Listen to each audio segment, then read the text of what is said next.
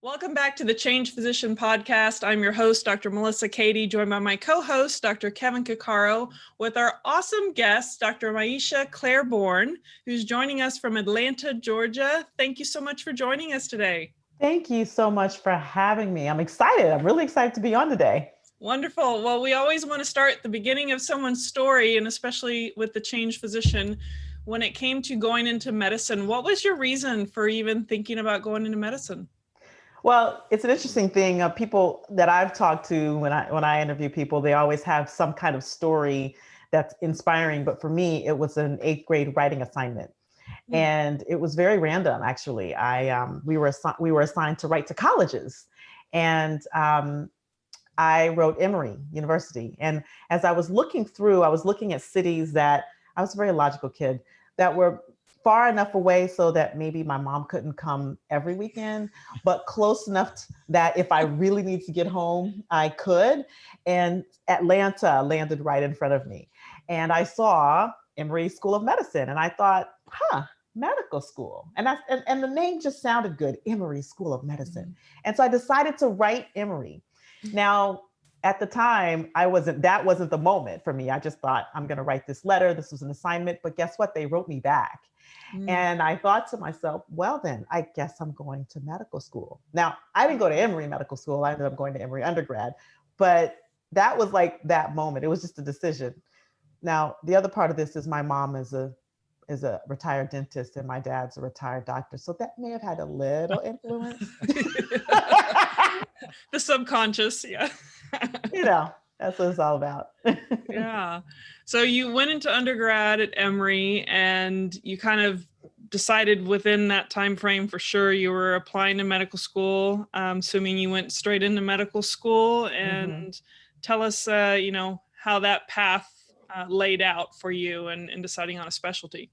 Yeah. So, I pretty much, from the time that I decided in 8th grade, that was pretty much my track. Like it never went off course. And so I was pre-med from the time that I got into Emory.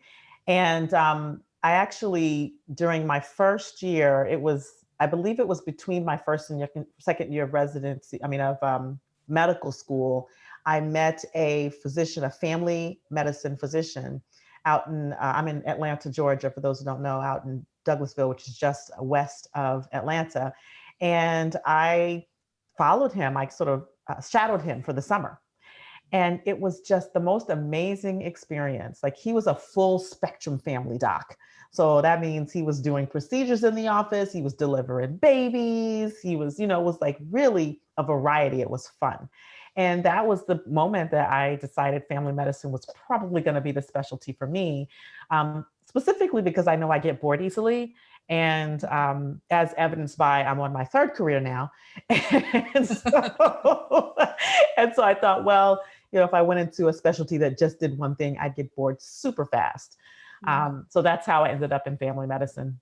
Yeah. Can I back up just a little bit? Sure. So your mom was a dentist and your father was a physician. So I'm kind of interested in, because we've had other people who have had parents that were doctors and went to medical school. Mm-hmm. And the question I'm always kind of interested in is, how did that impact your experiences in medical school? What I mean by that, did you know what you were getting into because you had a family with physicians in it? Or when you entered medical school and really started getting into rotations, were you like, holy smokes, I didn't realize, this is what dad was doing, or this is more than I thought, or I never was exposed to this? I'm just kind of curious what that relationship was like. It's weird. I was clueless until I got into residency. Okay. So my mom and my dad separated when I was young. So I never grew up with my dads. I never had the personal experience of what it was like to have a parent in the house as a physician. My mom owned her own practice. So I always call her the original entrepreneur in my life, which is, I think, where I got my entrepreneurial spirit from. So she pretty much determined her schedule. So what I saw growing up is a woman who, she did what she loved. She made her own schedule. She made good money. And I was the resident dental assistant from the time I was in about the 8th grade, So that's the aspect of it that I saw.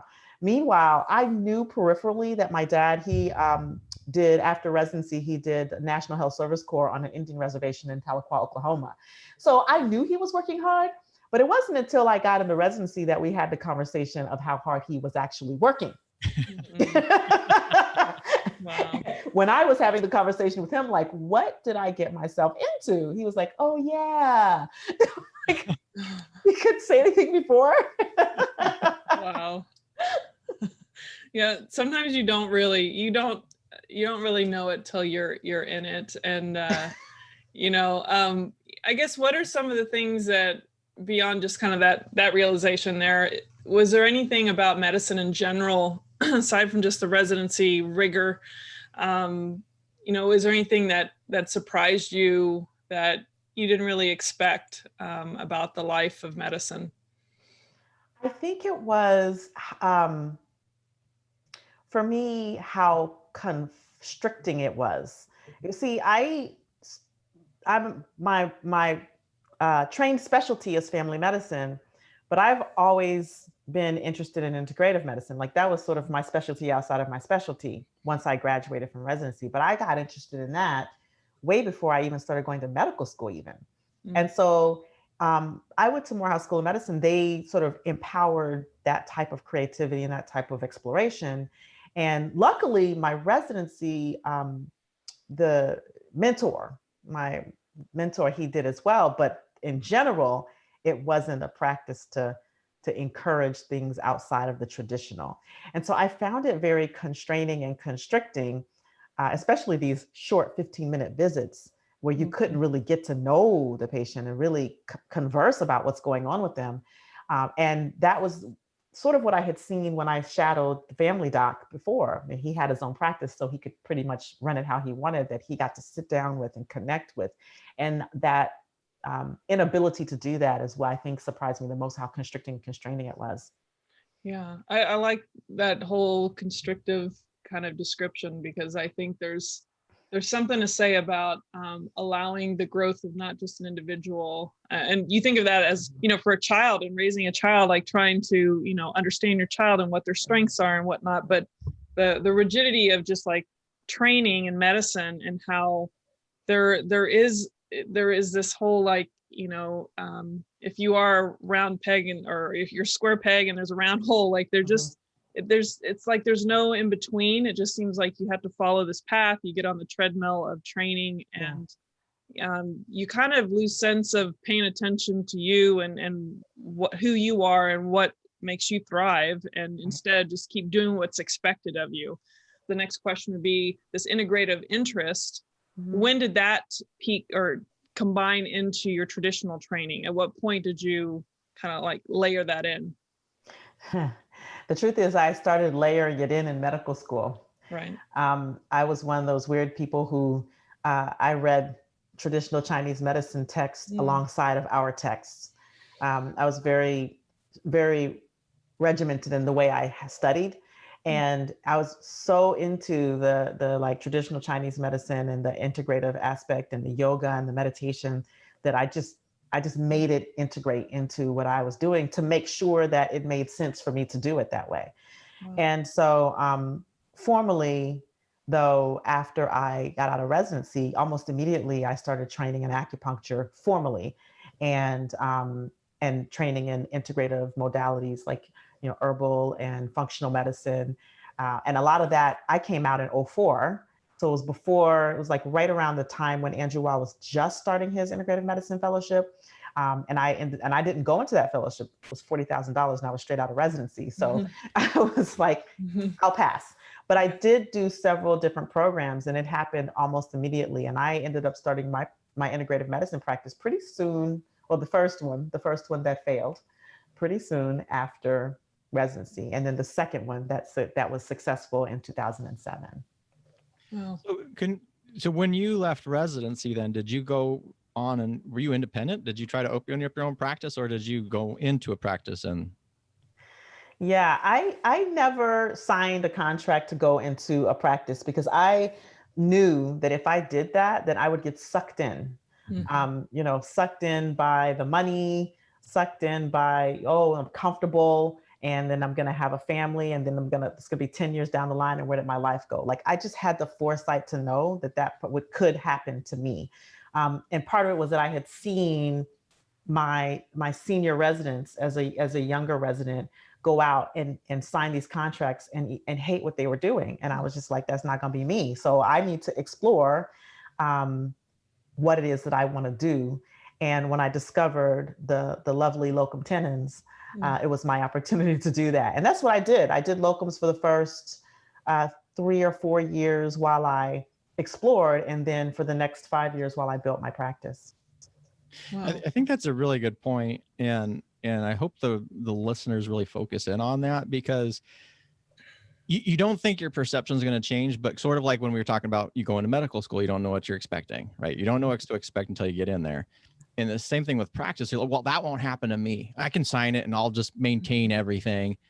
Well, when all of a sudden the paychecks start coming in, and I mean, for a physician career, golden handcuffs is a very wonderful way to state it, because you have been indebted for so long, and you're making money, and all of a sudden your income goes up dramatically, even though you have hundreds of thousands of dollars of debt on the side. But that perceptual shift is something I don't think people necessarily appreciate. So I'm pretty impressed that you saw that so quickly, and coming out and made that active choice. That's not an easy choice to make. When you're like, I could sign a contract and I can be making 250,000 a year, or I could do something else, and who knows, and much more income unpredictability. So yeah, wow, a lot of foresight there.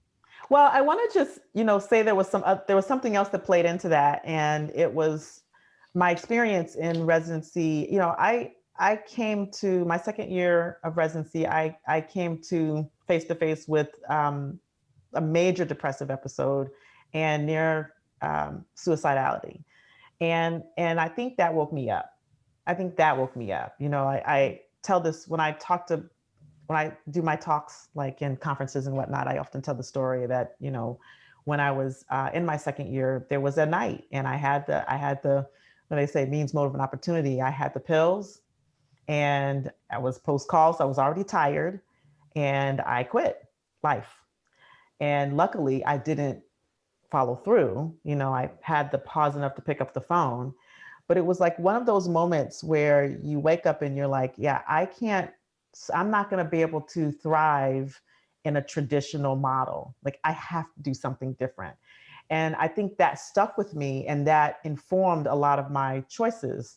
And you're right. Like, I chose a different path, and inadvertently chose a difficult path, but it has paid off. I would not change one iota of a thing that I've done up until this point, because it has given me the story. It has given me where I am today. It's given me the opportunity to help other physicians and other people the way I do. So. Well, speaking of that, I'd love to go in that direction, because obviously you realize that the sense of autonomy and developing your career around who you are versus the other way around is really important. You obviously have gone beyond just the traditional clinical integrative, your own practice after locums. Can you kind of talk a little bit about why you did additional things and what those things were? Yeah, so a little callback to I get bored easily. I hear you. Yeah. So I loved my practice. I still love the practice of integrative medicine, but what I got bored with was seeing one patient after another. And I had kind of a cush life, I built my practice. I built it through the last recession. I made my own schedule. I didn't have children a child until I was later. So I was without a child for most of that time. So I just kind of did what I want, how I wanted, made the money I made. And then at some point I thought to myself, is this all there is? Like, there's gotta be more. And that's the burnout that I began to experience. Like, I'm not making a difference that I really want to make. And then I started to think about, well, what difference could I make? And I started talking to my colleagues and hearing this whole thing around burnout and reduced sense of accomplishment before it was a thing, before it was a term.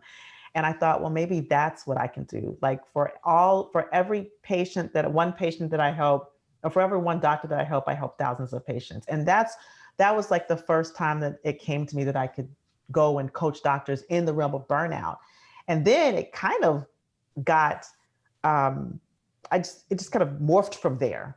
It wasn't fully an intentional morph into entrepreneurship. It was such a demand for me to coach and I coached doc moms specifically. It was such a demand for the coaching that I ended up selling my practice and going full time into that. And then other physicians wanted to know how I did that. And because I had run a business for 10 years, right, that integrative medicine practice for 10 years successfully, and had done all of the business training and marketing stuff and, all of these various trainings along the way, I could show them. And that's how I ended up in entrepreneurship. And, there's more to that story. During the time I was practicing in integrative medicine, I became a master hypnotherapist and practiced of neurolinguistic programming. And I also became a trainer. So that's this new morphing, which is training other physicians to be coaches in that capacity. Wow. There's so many directions this could go. A lot.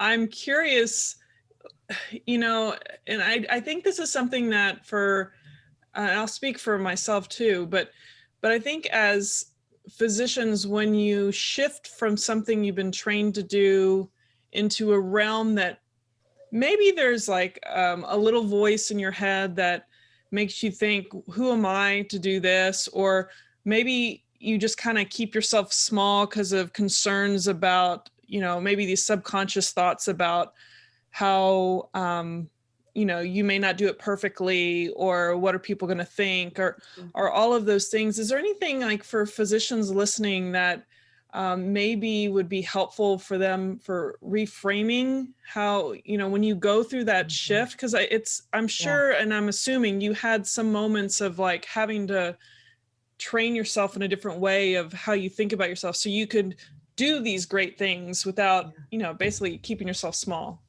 Absolutely. It's to say I had all of those things. What are people going to think? Who am I? Who am I to coach other physicians? Who am I to say I'm an expert in burnout? Who am I to coach other physicians around entrepreneurship? I don't have an MBA. I have, MBA from the streets, but I don't have, I didn't go to business school. Who am I? I had all of those conversations. Yeah. But what I'll say is I had to learn to look at what I'm committed to. And my higher commitment was to serve other physicians, was to have people experience the kind of freedom and fulfillment that I was able to create for myself. Because I saw the writing on the wall with our industry before all of COVID, I think, has magnified it to 1000%. But it's always been there. Mm-hmm. And so I just wanted to be able to be a place where people can know, you can create a career that you design, that you love, whether it's in clinical medicine or not. And that there is much more to our skill set than in the office. Yeah, you can stay in the office and you can continue to do clinical medicine and serve patients. But if you want to have a side gig and you want to be a coach and you want to integrate that in, or you want to invest in real estate, or you want to be a consultant, that's out there for you too. And so for me, it was the higher commitment. And when I work with my docs, that's what I framed them around. I said, look, what is your why? What is your higher commitment?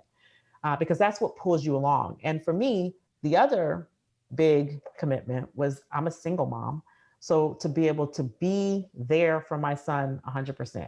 I'm a late bloomer, 40, be 46 soon, and my son is 6. Do the math, right? Yes. So for me, I had been in my career my entire life, and it was my turn to be with my son.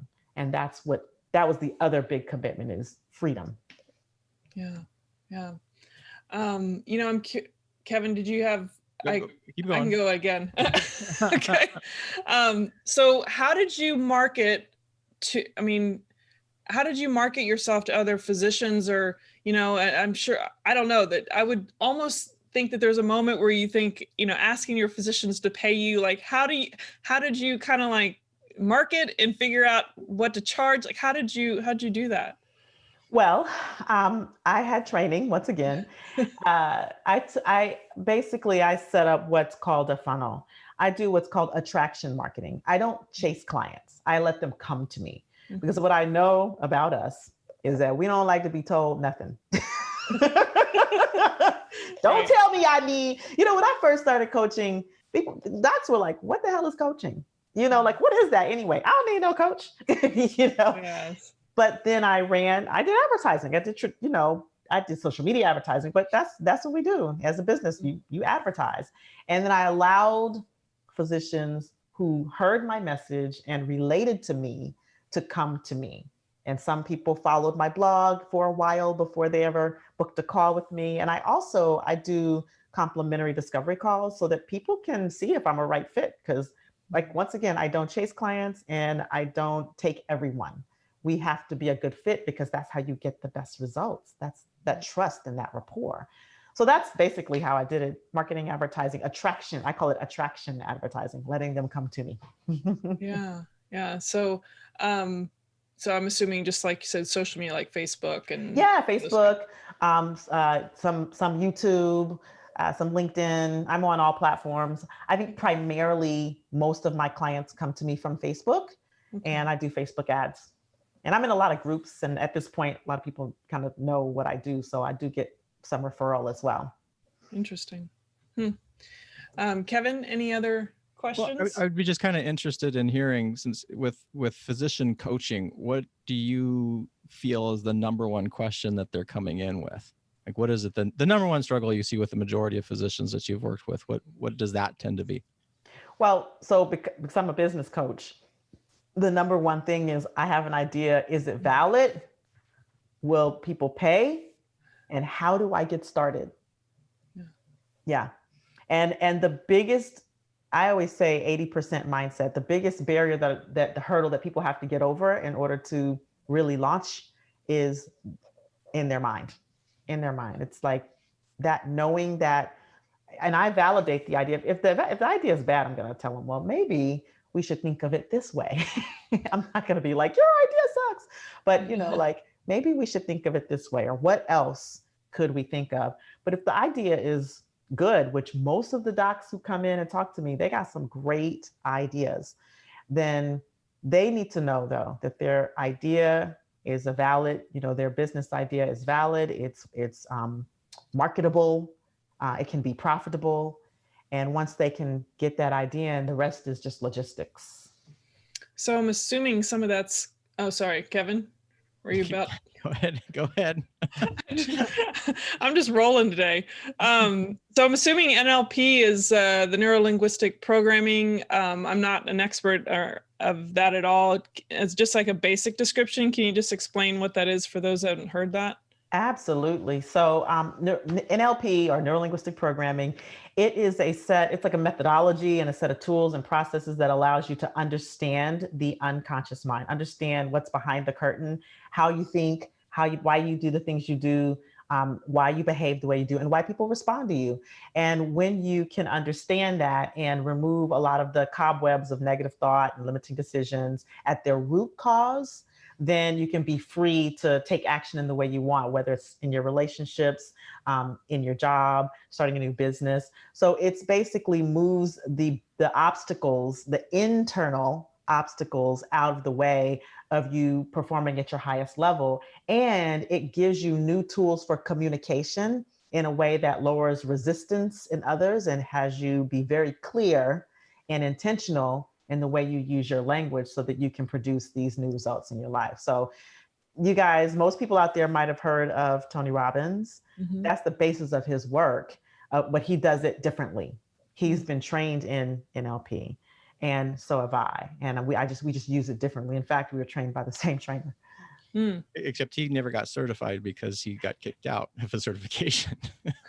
You know that. Good for you for knowing that. I wasn't going to throw him under the bus like that, but you... I think it's really interesting, though, because in people's opinions of Tony Robbins can be all over the place. But he's definitely a dynamic individual. Mm-hmm. And this sort of takes it back to this idea of imposter syndrome that a lot of physicians suffer from, is where and I think a lot of it comes from what we require, and rightly so, training, certification, et cetera, right? We have all that stuff. And so then we get concerned when we're trying to define a new business or create a new path or learn a new skill. What are the certifications I need? And yet for a lot of things in the business world, for example, you don't necessarily need all these certifications. You need to have the skill set and go out and practice them. And I love about that, the Tony Robbins story is that very early in his career, he started learning NLP and he got really excited about it. And he's like, let's go out and start helping people. And he started doing it and he was helping people. And they're like, well, you can't, you have to wait for your certification. He's like, why in the hell do I have to wait before I can use this stuff? So I think it's just a great example of people going out, learning, and then applying rather than waiting for somebody else to define, you can't do this until I say you can. Absolutely. Now we're not talking surgery, right? That's a different can't go out and practice surgery just because you feel like doing it. Other things, I think, relatively low risk that can really have a lot of benefit. And the other thing, I want to kind of touch on that you've sort of brought up was, if you've gone through medicine and you've done the training that we have, it's not like you can't learn stuff. It's you've done it. So all these things that people think are so complicated and they're waiting for approval on, you can do this stuff. So yeah. Once you've been through medical school or residency, come on, guys, it's nothing like that. I did my trainer's training and it was intense. Like there are things that are intense. Like the first year of your child's life is intense because, sometimes you don't sleep. But we didn't sleep in residency for 3, 4, 5 years. So, hey, what's 1 year? That's kind of how I viewed it. I was like, okay.